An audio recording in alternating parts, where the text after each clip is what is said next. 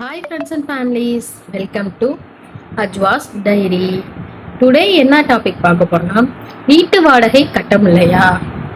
அப்போ இந்த 3 ஸ்டெப்பை ஃபாலோ பண்ணுங்க, ஈஸியா கட்டிடலாம். எப்படின்னு பார்க்கலாம். வாங்க வீடியோக்குள்ள போகலாம். இன்றைய காலகட்டத்துல Hi friends and families, welcome to Ajwa's Diary. Today என்ன டாபிக் பார்க்க போறோம்னா வீட்டு வாடகை கட்ட முடியலையா? அப்போ இந்த 3 ஸ்டெப்பை ஃபாலோ பண்ணுங்க, ஈஸியா கட்டிடலாம். எப்படின்னு பார்க்கலாம். வாங்க வீடியோக்குள்ள போகலாம். இன்றைய காலகட்டத்துல நம்மளோட வீட்டு வாடகை வந்து ஒரு அத்தியாவசிய செலவா மாறிடுச்சுங்க. முன் காலத்துலலாம் எல்லாருமே வந்து சொந்த வீடு, பக்கத்துல ஒரு தெருன்னு எடுத்துக்கிட்டோம்னா பக்கத்துல எங்க அங்காளி வீடு, பங்காளி வீடு, சொந்தக்காரங்க வீடு அப்படின்னு எல்லாரும் சொந்த வீட்டில் தான் வசிப்பாங்க. ஆனா இப்ப இருக்க சுச்சுவேஷன்லையும் நடைமுறையிலையும் நம்ம வேலை தேவைக்கோ அல்லது படிப்பு தேவைக்கோ வேற ஊரையோ அல்லது வேற மாநிலத்தையோ நாடி நம்ம போக வேண்டியது இருக்கு. அப்போ நம்மளுக்கு வந்து வாடகை என்பது அத்தியாவசியமான ஒன்றா மாறிக்கிட்டே வருதுங்க. அந்த மாதிரி தேவையை பூர்த்தி செய்ய நம்ம சேலரியில் 4ல் 1 பங்கு நம்ம வீட்டு வாடகைக்குன்னு எடுத்து வைக்கணும். அப்படி எடுத்து வச்சா மட்டும்தான் நம்ம சமாளிக்க முடியும். சில பேர் 3ல் 1 பங்கு கூட வாடகையாக எடுத்து வைக்கிறாங்க.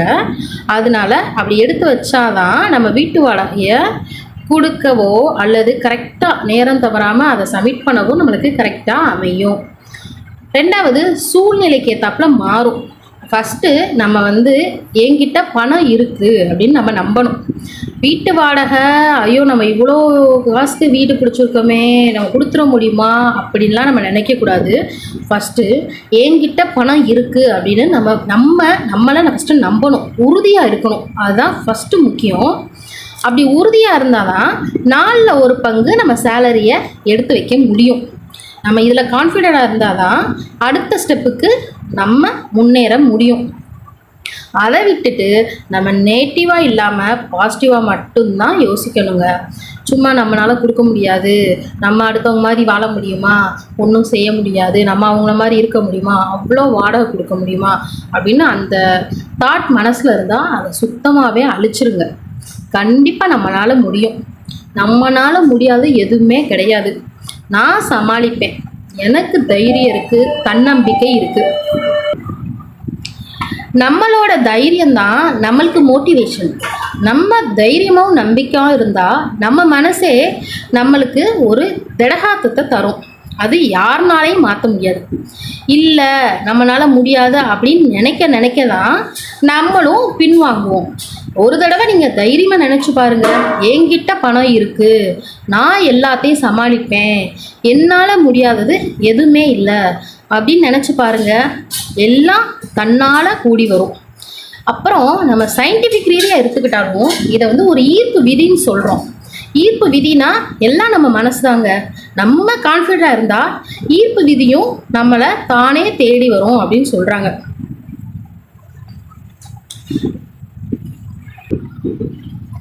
ரெண்டாவது என்னன்னு பார்த்தோம்னா ஈர்ப்பு விதியை ஃபஸ்ட் நம்புங்க. ஈர்ப்பு விதியை சயின்டிஃபிக் ரீதியாகவே ஈர்ப்பு விதின்னு ஒன்று நம்மள்கிட்ட இருக்குது. அதை ஃபஸ்ட்டு நம்ம நம்பணும். எந்த சூழ்நிலையும் ஈர்ப்பு விதி நம்மளை கைவிடாது, நம்மளுக்கு சாதகமாக தான் இருக்கும். ஆனால் நம்ம அதில் உறுதியாக இருந்தால் தான் அது நம்மளுக்கு சாதகமாக இருக்கும். நம்பிக்கையோடு தொடர்ந்து போராடணும். சும்மா ஒரு நாள் செஞ்சால் சரி, 2 நாள் செஞ்சால் சரின்னு பத்தாது.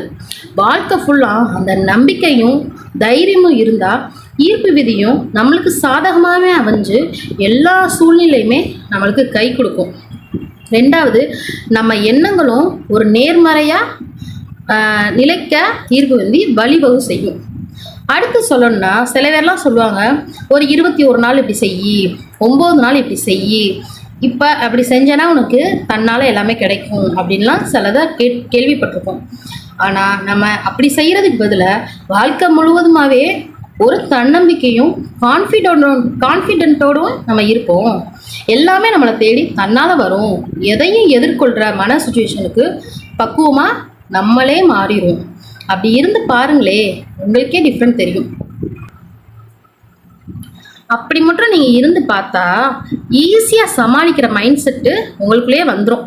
நீங்கள் வேணால் செஞ்சு பார்த்துட்டு சொல்லுங்கள் பார்ப்போம். நம்மளால் முடியலைன்னு நினச்சா அதுவும் நேட்டிவாக தாங்க போய் முடியும். நம்மளால் முடியும்னு நினச்சா மட்டும்தான் எல்லாமே மாறும்.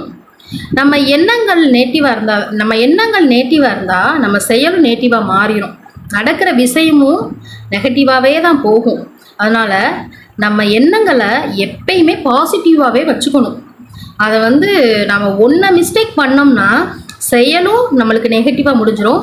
நம்மளை சுற்றி நடக்கிற எல்லாமே நம்மளுக்கு தப்பாக நடக்கிற மாதிரி தெரியும். எல்லாம் என்ன, நம்ம எண்ணங்களை கரெக்டாக வச்சுக்கிறதுல தான் இருக்குது.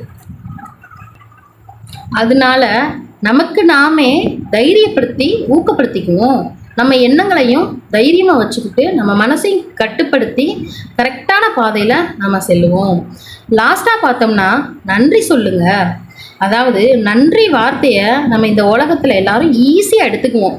ஆனால் அதுக்கு எவ்வளோ வேல்யூபிள் இருக்குன்னு நம்ம அந்த நன்றி சொல்லப்போ தான் நம்ம உணர்வோம். ஆனால் அதை நம்ம சொல்லி பார்க்குறதில்ல நிறைய பேர். சில இடங்களில் மறந்துடுவோம், அந்த நன்றின்னு வார்த்தையே மறந்துடுவோம். இது எதுக்கு போய் சொல்லிக்கிட்டு சொல்லுவோம் பரவாயில்ல அப்படின்னு அசால்ட்டாக விடுவோம். அதுக்கு எவ்வளோ தன்மை இருக்குன்னு நீங்கள் சொல்லி பார்த்த பிறகு தான் தெரியும். அதை இந்த மாதிரி ஒரு வீடியோலையோ அல்லது எதையாச்சும் கேட்டு அதை செஞ்சு பாருங்கள்.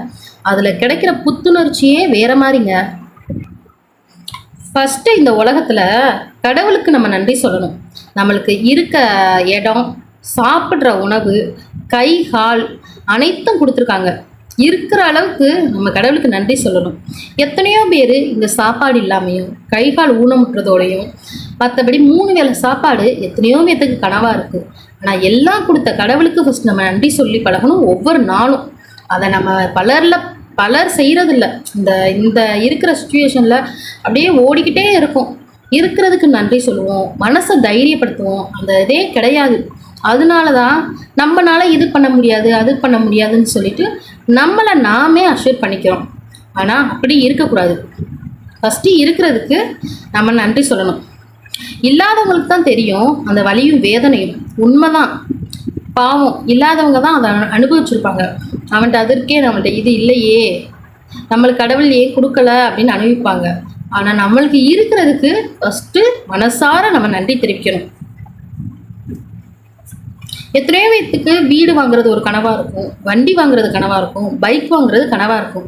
ஆனால் கடவுள் நம்ம எல்லாத்துக்குமே நம்மளை படைத்த இறைவன் நம்மளுக்கு இந்த அளவுக்கு கொடுத்துருக்கான். அதுக்கு ஃபஸ்ட்டு நன்றி சொல்லுவோம். இந்த மாதிரி நன்றி உணர்வு இருக்கிறப்ப நம்மளுக்கு ஈர்ப்பு விதியும் தன்னால் நம்மளை தேடி வரும். நம்ம எந்த ஒரு விஷயத்துலையுமே நன்றி சொல்லி ஒரு பக்குவமாக நடந்து பாருங்களே, நம்மளை சுற்றி எல்லாமே தேடி வருங்க. எக்ஸாம்பிளுக்கு எடுத்துக்கிட்டோம்னா, நம்ம ஒருங்கள்கிட்ட ஒரு உதவியை எதிர்பார்க்குறோம். அவங்க நம்மளுக்கு அந்த உதவியை செஞ்சு கொடுத்தோன்னே அவங்களுக்கு அவ்வளோ தேங்க்ஸ், அவ்வளோ நன்றி சொல்லுவோம். அதனால நம்மளுக்கு உதவி கிடைச்சிருச்சேன்னு ஒரு சந்தோஷம், அவங்களுக்கும் நம்மளை தேங்க்ஸ் சொல்கிறாங்கன்னு சொல்லி ஒரு சந்தோஷமாக இருப்பாங்க. அடுத்த டைம் நம்ம ஒரு உதவின்னு போய் நின்றா அவங்க ஆர்வத்தோடு செய்வாங்க. அப்போது இதெல்லாம் என்ன இருக்குது, நன்றின்னு ஒரு வார்த்தையில் இருக்குது. ஸோ இந்த மாதிரி நம்ம நன்றி சொல்கிறதுல நம்மளும் சந்தோஷம் அடைஞ்சிக்கலாம், நம்மளை சுற்றி இருக்கவங்களும் சந்தோஷம் அடைகிறாங்க. ஃபைனலாக ஒரு குட்டி டாபிக் சொல்லி நான் எனது உரையை முடிச்சுக்கிறேங்க. என்ன சொல்கிறாங்க, நம்மளை சுற்றி இருக்கிறவங்கள நம்ம பாசிட்டிவாக வச்சுக்கணும். நம்ம எண்ணங்கள் மட்டும் பாசிட்டிவாக இருந்தால் பத்தாதுங்க, நம்ம பழகிறவங்களும் சரி நம்ம சுற்றி இருக்கிறவங்களும் சரி பாசிட்டிவாக இருக்கணும். அப்போ தான் நம்மளோட அடுத்தடுத்த ஸ்டெப் பாசிட்டிவாக மாறும். அந்த மாதிரி பாசிட்டிவாக வைக்கிறதுக்கு நம்ம தான் உறுதுணையாக பார்த்து பக்குவமாக பழகினோம். நம்மளால் எல்லாம் முடியும் அப்படின்னு அந்த நம்பிக்கையோடு இருக்கணும். அப்படி இந்த 1 மாதம் நம்பிக்கையோடு இருந்து பாருங்கள், அடுத்த மாதம் தன்னால் வீட்டு வாடகையும் சரி எல்லா கடனையும் ஈஸியாக அடைக்க முடியும்.